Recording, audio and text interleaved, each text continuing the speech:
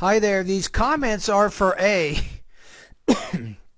and I am Michael, the founder, owner, and the materials writer for all of your lessons at the 7-step system to pass the TOEFL IBT. And you sent me an email, and your email was very urgent, so you need some writing help. You say, my name is A, I am from Rome in Italy. I want to study psychology at the University of Michigan at Ann Arbor. I took the TOEFL exam last week, but I got a very low score in the writing section. I am considering taking your TOEFL course.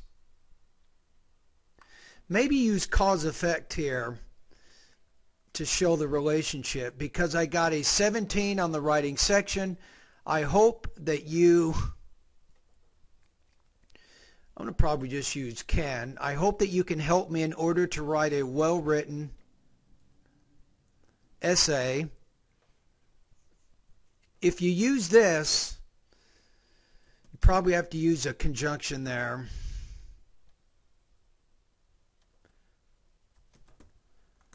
And I also need a good essay writing textbook recommendation so I can combine my study between your TOEFL course and a writing book. My aim is to score at least 24 in the writing section.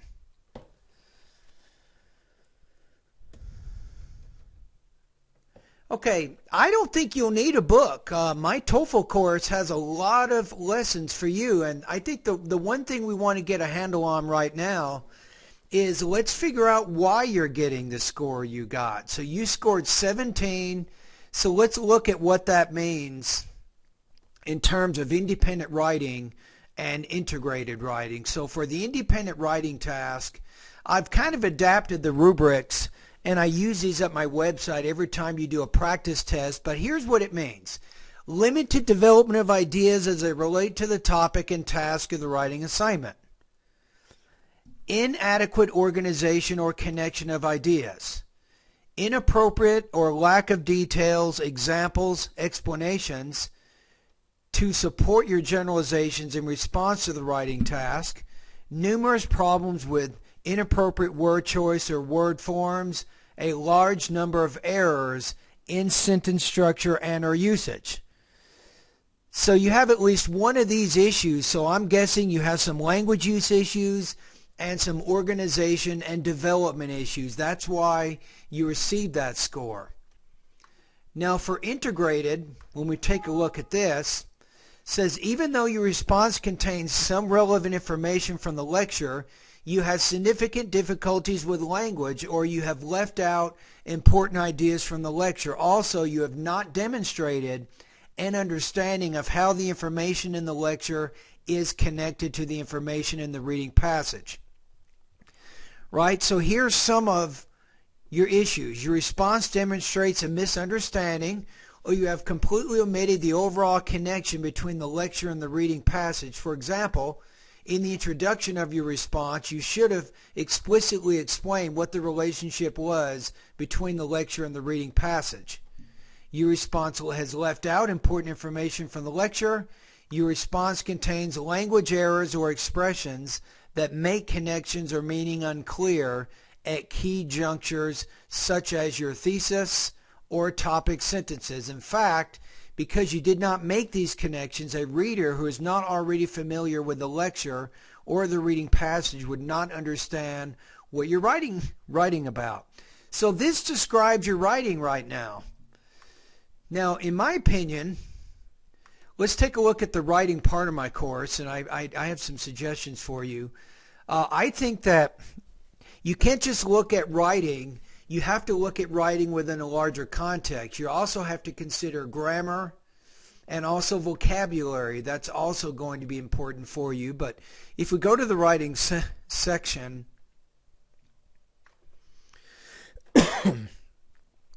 let's take a look at what we have here. Okay, so with writing, I have more than enough lessons here, independent writing lessons, to get you on track in terms of organizing and developing your ideas, and you can start completing practice tests immediately. You notice I have over 40 independent writing practice tests, and then to help you organize your integrated writing. You remember you're having trouble showing what the relationship is between the information in the reading with the information in the lecture. If you go through these lessons, it will help you in all those areas. And then I have over 43 integrated writing practice tests for you today that you can start practicing. Now, I'll be honest with you, I will not error correct all of these essays that you complete, at least not for my monthly payment that I have right now on my course. Now, if you want more feedback, what some students will do, they'll have me video correct an independent or integrated writing tasks. So once you become one of my students, to learn more about this, let me show you where you can go. If you want to learn more about my error correcting service for your independent and integrated writing tasks, just click on the link directly after lesson 8.1. And basically what I'll do is I will take the essay that you send me by email, I will rewrite it to show you how you can get a perfect score, which means 5.0 out of 5 or 30 points out of 30. So I will show you if you get 17 points out of 30, I will tell you what you need to do in order to get 13 points higher.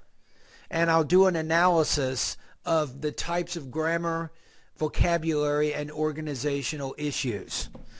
Right? So I can do that for your independent and maybe an integrated writing task, but to be honest with you, it does cost $50 extra for each essay for me to do that, because it can take me up to 2 hours to error correct one of your essays. So it is a time-consuming practice.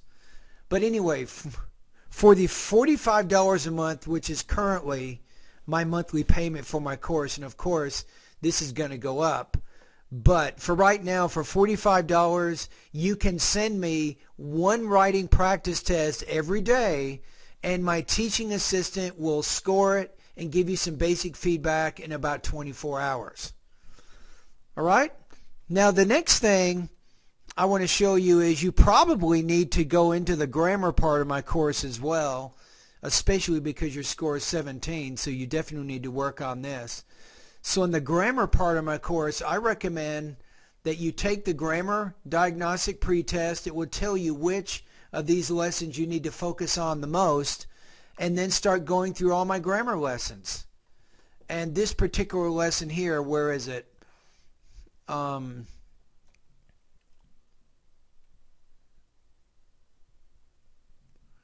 Lesson number 32 has hundreds and hundreds and hundreds of writing and grammar practice exercises you can also do, and I recommend that you keep a journal, that you keep a writing journal, and in the writing journal try to divide it up into 3 categories. One is vocabulary, the second category is grammar, and the third category is the organization and development of your ideas. So you can start taking notes as they relate to those 3 areas. So that's the grammar part of my course. Now also, you probably need to improve your vocabulary based on your score. You seem to have a lot of what's called language use, particularly word choice or word form issues. So if you want to study vocabulary, this is all part of my course. My recommendation is vocabulary lesson 3, lesson 4, lesson 5, and lesson 6. This helps you learn over 1,700 college level words, which will really help you in your writing, because the more vocabulary you have, the more likely you are to support your general ideas with specific details. You see how it works? So those are some of my comments to you right now. I'll tell you a quick story. I had a student last year, I can't remember his name right now, but I don't like to give out people's names on the at YouTube anyway, but this particular student was around 21 points. He was a little bit better than what you are, but he also needed 24. So he was at 21 when I met him, and he worked in the writing part of my course for 2.5 months, and he sent me over 35 independent and integrated writing practice tests, and guess what? He improved his score 8 points. So when he took the TOEFL, he got 29 out of 30 on the writing section just because of all the practice he did. Now, this is his case. I'm not exactly saying that this will apply to you, but I do think that you can definitely make a lot of improvements. The main thing for you is to start completing independent and integrated writing practice tests. The more you practice, the better you're going to get, the more familiar you will be in terms of organizing and developing your ideas. All right, so I'm not really going to recommend a writing book. Even though I teach composition at the university, there's thousands of writing books out there. In my opinion, my online course will be just fine for you to help you get on track to reaching your goal. But remember, it's not just about writing in your case. It's also about improving your vocabulary, improving your grammar, and of course improving how you're organizing and developing your ideas.